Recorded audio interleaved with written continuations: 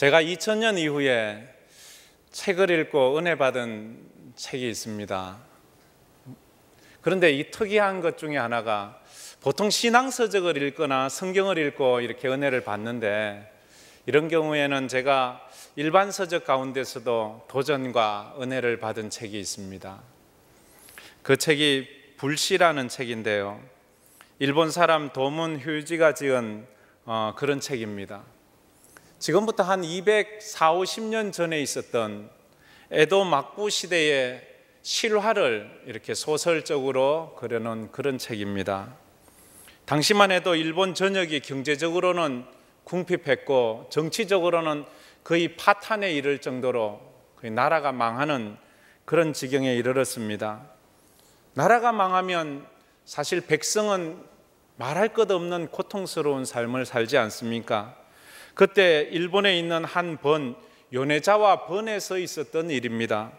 요네자와 번의 번주로 있던 우에스키 요잔이라는 사람의 이야기인데요, 이 우에스키 요잔이라는 사람이 세상 사람들에게 알려지게 된 계기는 바로 존 F 케네디 대통령 때입니다. 존 F 케네디 대통령이 대통령에 취임하고 나서 기자들이 묻습니다. 대통령님, 당신이 가장 존경하는 사람이 누굽니까? 그래서 대통령이 존경하는 사람이 누굴까 궁금하지 않겠습니까? 그런데 그때 존 F 케네디 대통령이 한 말이, 나는 일본 에도 막부 시대에 그 일본을 구해낸 우에스키 요잔을 존경합니다 라고 말했습니다. 그러자 기자들이 전부 다 아는 말이, 도대체 우에스키 요잔이라는 사람이 누굽니까? 그래서 그 사람의 이름이 세상에 알려지게 되었고 그 사람의 일화가 생겨나게 되었습니다. 우에스키 요잔이라는 사람은 17살에 요네자와 번의 번주가 됩니다. 왜냐하면 그 요네자와 번의 번주가 나이가 많은데 이제 이걸 누군가에게 물려주어야 되는데 물려줄 사람이 없어요. 자기에겐 외동딸이 하나 있는데 정바가 아주 그런 딸이 하나 있어요. 그래서 이 번에 정치하는 사람이나 이 번주가 아주 배경도 없고 배운 것도 없고 정치력도 없고 그저 세우면 꼭두가시처럼 우리가 마음대로 조정할 수 있겠다 싶은 그런 사람을 고르고 골랐는데 그게 우에스키 요잔이었습니다. 그래서 17살에 정바가 딸, 번주의 정바가 딸을 아내로 얻고 양자요 대릴 사이로 들어가게 되었습니다. 우에스키 요잔이 이제 번주로 부임할 때입니다. 자기가 사는 시골에서 번주가 사는 저 성까지 가는데 여러 날 걸려야 됐습니다. 가마를 타고 갑니다. 겨울이었습니다. 춥고 배고팠지만 마을마다 들어가서 주막을 들렀는데 사람들이 아무도 살지 않아요. 너무 사는 것이 어렵고 번에서는 전부 다 세금으로 다 빼앗아 가니까 백성들이 집을 버리고 농토를 버리고 다 도망을 가고 말았어요. 가는 마을마다 텅텅 비었어요. 주막마다 텅텅 비었어요. 아니, 번주가 가는데 음식 대접할 곳이 없는 거예요. 잠잘 숙소가 없는 거예요. 그래서 그가 가마를 타고 갑니다. 가마 안에 이렇게 보니까 옛날 가마는 그랬던 것 같아요. 가마 안에 화로를 놓고 그 화로에 불을 지펴 놓았는데 자기가 탄 그 가마 속 안에 화로가 있는데 화로를 보니까 싸늘하게 식어 있어. 재가 싹 식어 있습니다. 손으로 갖다 대보아도 열기라고는 없어요. 그 우에스키 요한이 불 꺼진 화로를 보니까 그 화로의 모습이 꼭 번의 모습 같고 자신의 모습 같아서 처량하기 그지 없었어요. 그래서 마침 모퉁이에 세워놓은 담뱃대롱으로 그 화로를 이렇게 젖었습니다. 젖어서 보는데 깜짝 놀라는 것은 그 화로 밑에 불씨가 남아있는 거예요.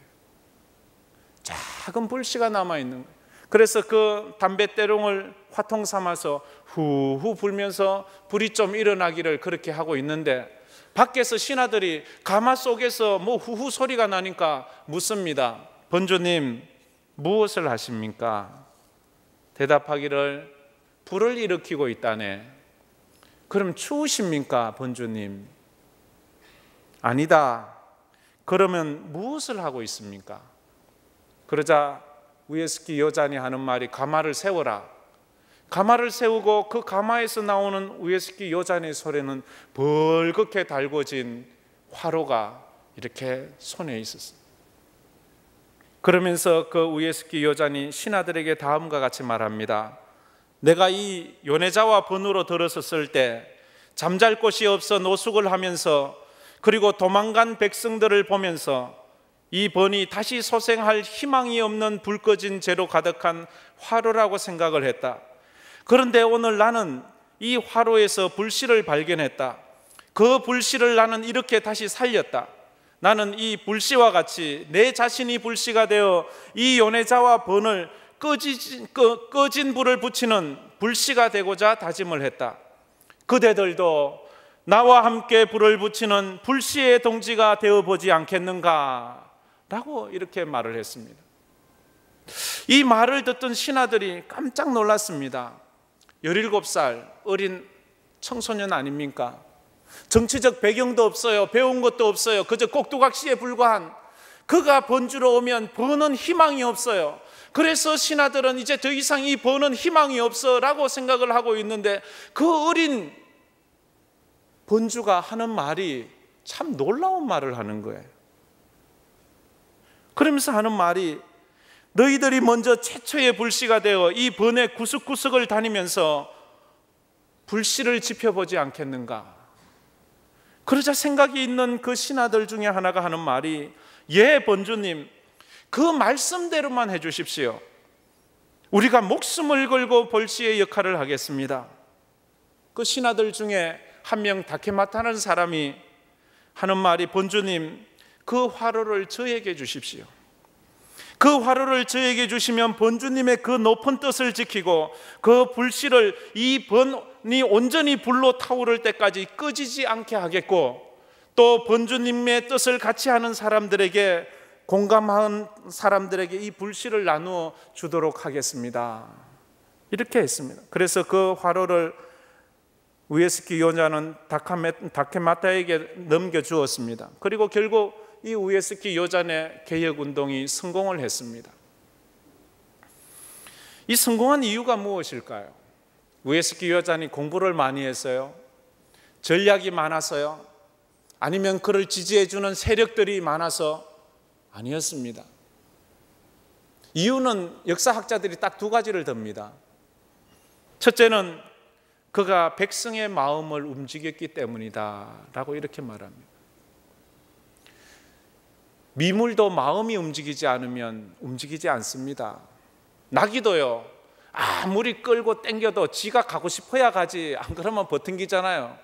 사람은 하물며 사람인데요 마음이 움직여야죠.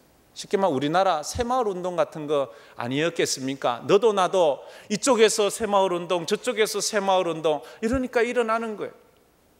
둘째는 우에스키 요잔의 개혁운동이 성공했던 것은 번이 잘 살려고 하는 정책이 아니라 백성을 잘 살게 하는 정책이었다 하는 거예요. 가끔 보면 선진국의 단점이 뭡니까? 나라는 잘 살아요. 부자들은 점점 더 잘 살아요. 그런데 서민과 백성들은 갈수록 더 힘든 거예요. 빈익빈 부익부. 그런데 우에스키 요자는 백성이 잘 살게 하는 정책을 폈어요. 그러자 모든 사람이 거기에 동참을 했다 하는 것입니다. 이 개혁운동이 얼마나 성공했으면 그 개혁운동으로 나타난 말이 있습니다.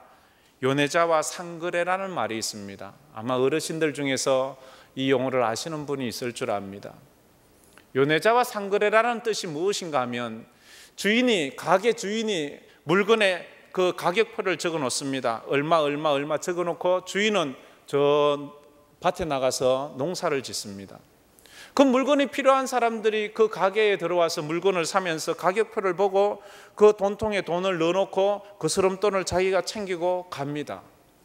그런데 아무도 도둑질을 해가지 않는 거예요. 요즘 예배당이 요즘 기독교가 요즘 그리스도인들이 왜 세상에서 인정을 받지 못합니까? 교회가 건물이 빈약하고 교회가 재산이 없어서 그렇습니까? 교회 교인들이 없어서 그렇습니까? 교인들이 정직하지 못해서 그래요. 교인들이 더 거짓말을 잘해요. 교인들이 예배는 거룩하게 드리는데 하나님을 두려워하지 않아요.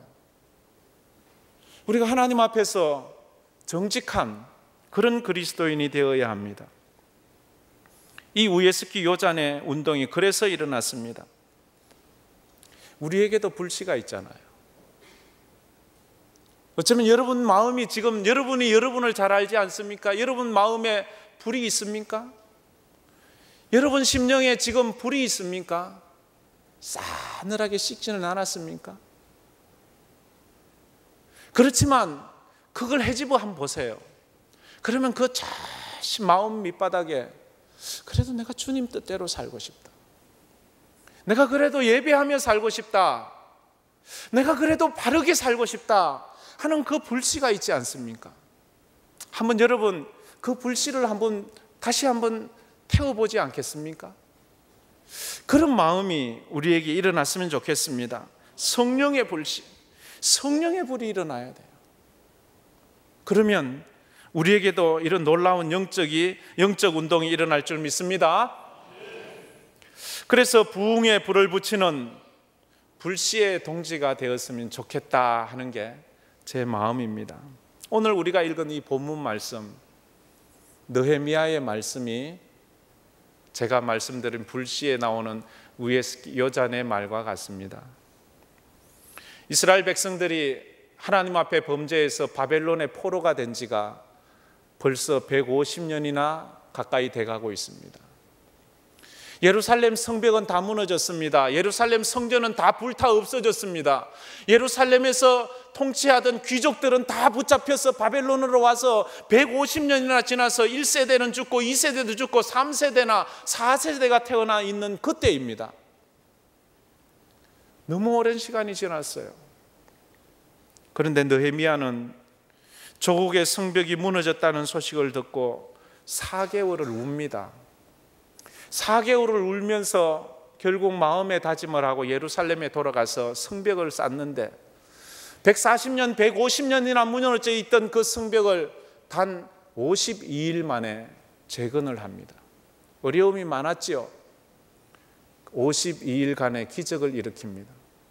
그래서 제가 이 설교 제목을 52일간의 기적이라는 제목을 붙여보았습니다. 과연 이들은 어떻게 52일의 기적을 이루었을까? 어떻게 우리는 52일의 기적을 일으킬 수 있을까? 먼저 주저앉은 분들이 일어나야 됩니다. 마음에 불이 꺼졌다 생각하는 사람의 마음에 불이 일어나야 됩니다. 그리고 떠난 분들이 돌아와야 됩니다. 그리고 새로운 심령들이 또 이곳으로 몰려와야 됩니다. 이런 운동이 있기를 축원합니다. 비록 이스라엘이 몰락의 길을 갔어도 하나님은 신앙의 불을 지피는 불씨를 남겨두었습니다. 오늘 본문은 모든 성벽 공사가 끝나고 난 이후에 민족적으로 느헤미야가 신앙 부흥 운동하는 거예요. 요즘 말하면 부흥회를 하는 것입니다. 성벽 공사를 다 끝냈어요. 52일간. 그리고 나서 이제 부흥회를 하는데 성벽 공사가 목적이 아니잖아요. 우리가 예배당을 짓는 것은 예배당 건물을 짓는 게 목적이 아니라 이 예배당 건물을 짓고 나서 여기서 영적인 운동이 일어나기 위해서, 신앙 운동이 일어나기 위해서 그렇게 하는 것 아니겠습니까? 느헤미야는 학사 에스라를 청빙했습니다. 부흥사로 청빙을 했습니다. 그리고 성전 앞 광장, 수문 앞 광장에 사람들을 모으게 했습니다. 그리고 나무로 짠 강대상을 만들었습니다. 그리고 그 강대상 위에다가 에스라 학사를 세워놓고 말씀을 전하는데 새벽부터, 그러니까 새벽 6시부터 정오까지, 낮까지 12시까지 무려 6시간이나 그가 말씀을 읽고 말씀을 전하는데 한 사람도 요동하지 않고 서서 그 말씀 앞에 아멘 아멘 하고 그 말씀 앞에 얼굴을 굽히고 머리를 땅에 대고 그렇게 눈물을 흘리면서 말씀을 듣고 있는 것이 오늘 우리가 읽은 본문의 내용입니다. 그러면 수문 앞 광장에 모인 백성들은 어떻게 해서 52일의 기적을 이루어냈을까? 그들이 52일의 기적을 이루어낸 원동력이 무엇일까? 한번 그것을 생각했으면 좋겠습니다. 우리의 마음에도 이런 갈급함이 있지 않습니까? 우리도 한번 이 가을에 한번 우리 황금교회가 기적을 만들어내는, 외적으로는 우리 목사님 총회장으로서 총회를 섬기고 내적으로는 우리 교회가 영적으로 부흥하고 또 이 지역을 또 회개시키는 그런 역사가 있기를 원하지 않습니까? 그러면 어떻게 해야 되는가? 제가 두 가지만 말씀드리겠습니다. 오늘 본문 말씀을 중심으로 첫째는 그 수문 앞 광장에 모인 사람들이 말씀을 듣는 모습이 달랐습니다. 말씀을 듣는 모습이 달랐어요. 부흥하는 교회는 다른 것 같아요. 부흥하는 성도는 다른 것 같아요. 부흥하는 구역은 다른 것 같아요. 부흥하는 마을도 달라요. 첫째, 예배 드리는 모습이 다릅니다. 예배를 그저 때우기 식으로 드리는 것이 아니에요. 예배를 절박함으로 드리는 거예요. 3절에 보면 이렇게 말을 했습니다. 수문 앞 광장에서 새벽부터 정오까지 남자나 여자나 알아들을 만한 모든 사람 앞에서 일버금에 무백성이 그 율법책에 귀를 기울였는데, 여러분은 지금 무엇에 귀를 기울이고 있습니까? 자기 마음의 소리에 귀를 기울이는 분들이 있습니까? 아니면 하나님의 음성에 귀를 기울이고 있습니까? 아니면 설교자의 인간의 이야기에 귀를 기울이고 있습니까? 여러분, 이 시간 마음에 한번 기도를 해보세요. 하나님, 하나님의 음성이 들려지게 해주세요. 목사의 음성도 아니고 내 마음의, 내 세상 근심의 음성이 아니라 지금 하나님의 음성이 들려지게 해주세요. 그때에 내가 놀라운 역사가 있는 거예요. 5절에도 말합니다. 그 음성이 들리니까 어때요? 에스라가 모든 백성 위에 서서 그들 목적에는 책을 펼 때에 모든 백성들이 일어서니라 했습니다. 말씀 앞에 일어서는 거예요. 가끔 설교를 하다 보면 그런 이야기를 듣지 않습니까? 그리고 6절에 이렇게 말합니다. 우리 6절 말씀을 한번 다 같이 한번 읽어보도록 하겠습니다.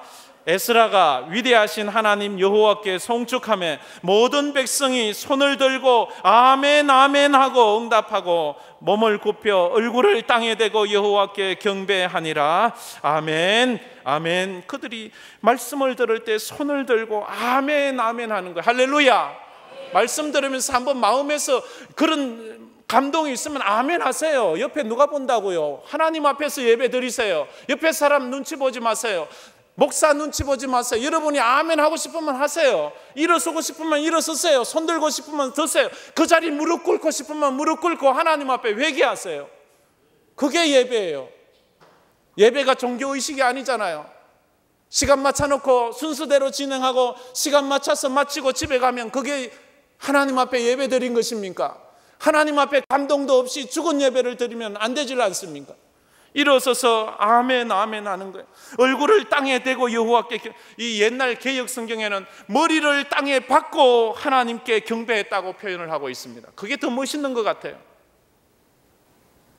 7절에 보면 이렇게 말합니다. 백성들에게 깨닫게 하는데, 8절에도 백성으로 깨닫게 하며, 그래요. 성경 말씀을 듣는데 깨달아져야지만 되는 거예요. 그게 성령께서 하시는 거예요. 사람들이 왜 아멘 하지 않습니까? 깨달아지지 않아서 그래요. 사람들이 왜 예배 시간에 좁니까? 말씀이 귀에 들려오지 않아서 조는 거예요. 피곤해서 조는 거 아니라고요. 많은 사람은 피곤해서 존다고 하는데요, 절대 조는 사람, 피곤해서 조는 사람 없어요. 귀에 말씀이 안 들어와서 그래요. 그 사람은 피곤이 문제가 아니라 귀가 뚫려야 되는 거예요. 왜 사람이 천국을 사모하지 않습니까? 천국이 깨달아지지 않아서 그래요. 왜 사람들이 예배 시간을 소중하게 여기지 않습니까? 예배 시간의 소중함을 깨닫지 못해서 그래요. 하나님, 내가 하나님의 말씀을 깨닫게 하여 주시고 예배의 소중함을 깨닫게 해달라고 기도해야 돼요. 그래서 목 놓아 하나님 앞에 아멘 할 수 있는 그런 깨달음이 있게 해달라고 기도해야 돼요. 간절히 바라기는 이 시간 말씀 가운데 성령의 깨닫게 하시는 은혜가 있기를 축원합니다. 지금까지 성경을 수없이 읽어도 알지 못했던 십자가의 비밀이 깨달아지기를 축원합니다. 지금까지 수없이 들여도 알지 못했던 예배의 기쁨과 감격이 내 가슴으로 깨달아지기를 원합니다. 지금까지 아무리 목 놓아 부르며 기도를 해도 기도의 능력을 경험하지 못했던 그 사람이 이 시간 기도하면서 기도의 능력 깨닫기를 축원합니다. 아무리 밤을 지새우며 목 놓아 불러도 몰랐던 찬양의 파워와 감격이 오늘 이 예배에서 그 찬양의 감격이 깨달아져야 되는 거예요. 그러면 하나님 웬 은혜입니까? 웬 사랑입니까? 어떤 사람은 1절부터 4절까지 있는 찬송 부르면 기절을 해요. 아이고 2절짜리도 많던데 뭐 굳이 4절까지나, 아이 좀 스킵하고 한 절만 하지. 근데 은혜 받으면요, 그 4절짜리 아쉬워서 안 돼요. 4절짜리로 안 돼요. 4절짜리를 한 10번은 불러야지 속이 시원하나? 52일의 기적을 이룬 이유는 두 번째로 마지막입니다. 은혜의 눈물이 있었습니다. 8절 9절 말씀 우리 한번 다 같이 한번 읽어보겠습니다. 8절 9절 다 같이 읽겠습니다. 하나님의 율법책을 낭독하고 그 뜻을 해석하여 백성에게 그 낭독하는 것을 다 깨닫게 하니 백성이 율법의 말씀을 듣고 다 우는지라. 총독 느헤미야와 제사장 겸 학사 에스라와 백성을 가르치는 레위 사람들이 모든 백성들에게 이르기를 오늘은 너희 하나님 여호와의 성일이니 슬퍼하지 말며 울지 말라. 백성들이 율법의 말씀을 듣고 다 울었다고. 누가 때려서 우는 거 아니에요. 슬픈 얘기라서 우는 게 아니에요. 하나님의 은혜가 임하면요, 나도 모르게 은혜의 눈물이에요. 이 백성들이 지금 막 우는 거예요. 우니까 그 에스라가 하는 말이 울지 말아라, 울지 말아라, 그렇게 말씀을 하고 있습니다. 토마스 칼라이는 이렇게 말했습니다. 눈물로 하룻밤을 새워본 적이 없는 사람과는 아예 상대하지 말라. 새로운 삶을 위한 뜨거운 회개의 눈물이야말로 인생을 인생답게 살게 하는 원동력이 아닐 수 없습니다. 눈물은 인간을 더욱 깊이 있게 하는 걸음이요, 우리의 영혼을 정화시키는 청정대가 된다고 할 수 있습니다. 사람은 눈물을 통해서 자신의 심령 깊이 내재해 있는 인생의 문제들을 펌퍼질할 수 있는 거예요. 여러분의 마음에 있는 것을 펌퍼질해 나기 위해서는 눈물에 막힌 샘이 터져야 되는 거예요. 그렇지 않고는 우리의 이 답답한 심령이 터지질 않는 거예요. 이스라엘 백성들은 그동안 말씀 앞에 울어본 적이 없어요. 지난 150년 동안 그들은 말씀을 들으면서도 그것이 얼마나 그들의 인생을 좌우해야 되는 것이 깨닫지를 못했어요. 그런데 에스라가 그들에게 말씀을 전할 때에 그들의 막혔던 눈물샘이 터지면서 그것으로 그들이 펑펑 우니까 사람이 새로워지는 거예요. 사람이 한번 실컷 울고 나면요, 첫째 속이 시원하잖아요. 그리고 마음이 편안하잖아요. 근데요, 그저 인간적인 눈물을 흘리면요, 울고 나면 창피해요. 울고 나면 신경질 나요. 울고 나면 내가 왜 울었나 싶어요. 그런데요, 은혜로 눈물을 흘리면요, 울고 나면 그렇게 마음이 편안해요. 사랑하는 황금교회와 성도 여러분에게 눈물의 기도가 있기를 축원합니다.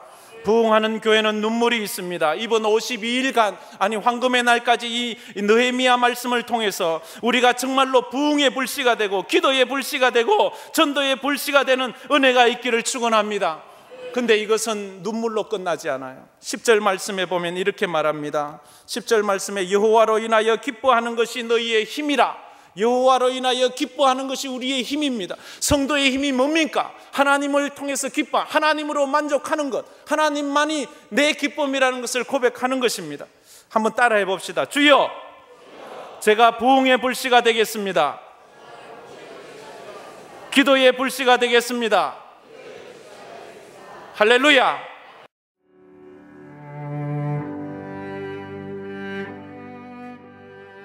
안녕하십니까. 저는 황금교회를 담임하는 박무용 목사입니다. 우리 교회는 하나님의 거룩한 목적인 선교의 사명에 최선을 다하는 교회입니다. 함께 모여 예배할 뿐 아니라 탁구, 축구, 색소폰 교실 등을 열어 지역사회를 섬기고 이웃을 봉사하는 열린 공동체입니다. 아울러 성도 서로가 함께하며 사랑을 나누고 교제하는 하나님의 가족 공동체입니다. 감사합니다.